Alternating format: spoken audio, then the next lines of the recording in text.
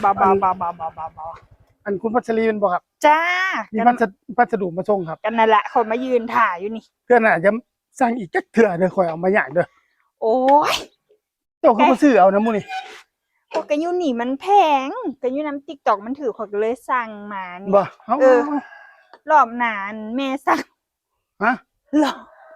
รอบหนาแม่สั่งรอบหนาเอาจอกสิบอกก็บอกทีละ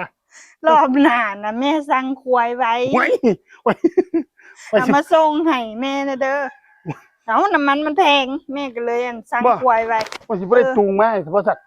ก็เห็นแต่ว่ามีควายหน่อยหาสั่งเด้อข่อยเอามาเนี่ยรอบนี้แม่สั่งรอบนี้นะแม่สั่งควายหน่อยดอกบ่แม่นควายใหญ่มันบ่ว่าให้ข่อยสิจูงมาเนี่ยจะสนเขาล่ะบ่ล่ะจากบ่รู้จากน้ำเขาแต่ว่าเขาว่าน้ำมันแพงแม่ก็เลยซื้อควายมาไว้โอ้ยเฮ็ดอีกจักเทื่อเด้อ